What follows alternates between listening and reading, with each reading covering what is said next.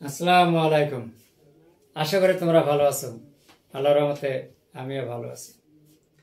আজকে আমি তোমাদের সামনে একাদশ ও দ্বাদশ শ্রেণীর উচ্চতর গণিত নিয়ে আলোচনা করব।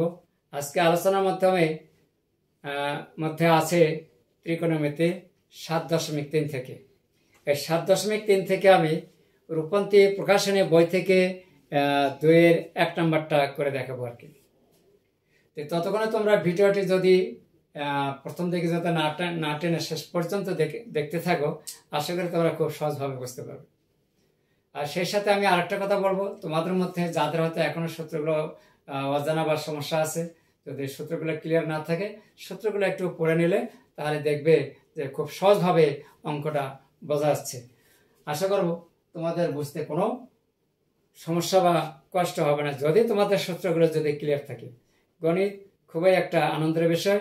যাদের হাতে বেসিকগুলো ক্লিয়ার আছে, সূত্র জানা থাকে সবসময়, তাদের গণিত কঠিন বলতে কোনো শব্দ নেই।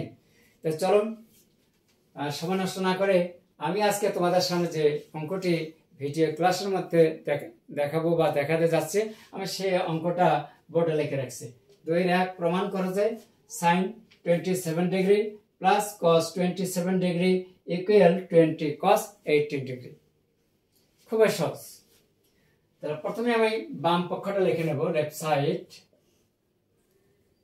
sin 27 degree plus cos 27 degree.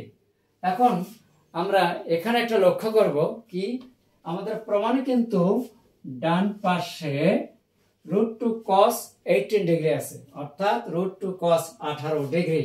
তাহলে এখন বামে কিন্তু সাইন আছে, cos আছে। তাহলে আমরা যদি cos এ নিয়ে আসতে চাই, তাহলে অবশ্যই সাইনটাকে ভাঙাইতে হবে। সাইনকে ভাঙাইয়া আমরা কোঅর্ডিনেট প্রয়োগ করে cos এ নিয়ে যাব। তাহলে কিভাবে?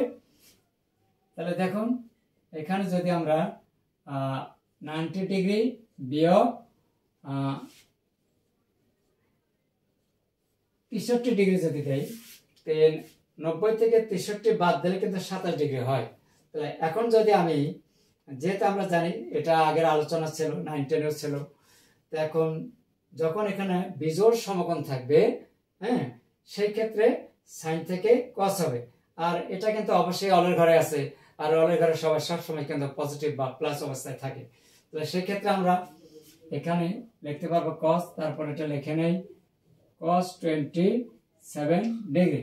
তাহলে এখন লেখা যাবে এখানে cos 63 degree plus cos 27 degree. এখন আমরা আরেকটা সূত্র থেকে চলে যাব, সেটা হচ্ছে cos c plus cos d, 2 cos c plus d by 2 cos c minus d by 2।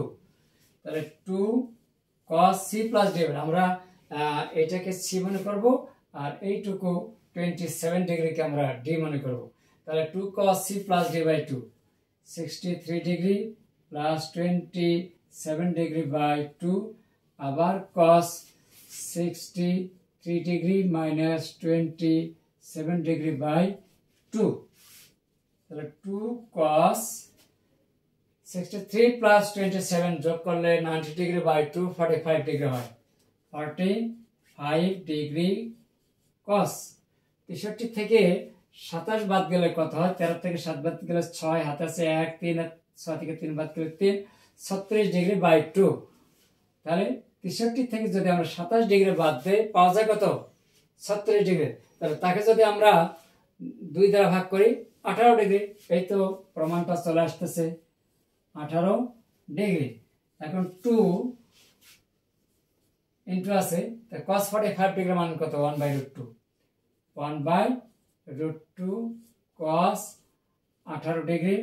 তাহলে অবশ্যই যেহেতু নিচে √2 আছে, আমাদের প্রমাণের সাপেক্ষে উপরে √2, তাহলে 2 সমান লেখা যায় 2টা √2, কিন্তু 2টা √2। তাহলে সেখান থেকে উপর নিচে একটা কাটাকাটি থাকে, একটা √2 cos 18 ডিগ্রি ইকুয়াল হচ্ছে রাইট সাইড।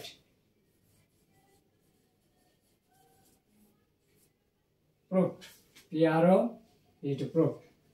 তাহলে আশা করব তোমরা সহজভাবে বুঝতে পেরেছো। যদি আমাদের একটু টুকিটাকি সূত্রগুলো জানা থাকে, অঙ্ক জটিল বা কঠিন বলতে কোনো শব্দ নেই।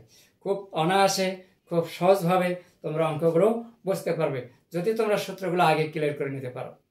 তো ধন্যবাদ সবাইকে। এখন সেই সাথে আমার এই চ্যানেলটিতে যারা এখনও নতুন তারা দেরি না করে যদি একটা সাবস্ক্রাইব করে বেল বাটনটা চাপ দিয়ে আমাদের সাথে থাকার চেষ্টা করবে। তাই ভালো থাকুন, সুস্থ থাকুন। আগামী হয়তো কোনোদিন আবারও তোমাদের সামনে এইরকম ভিডিও ক্লাস নিয়ে আসবো।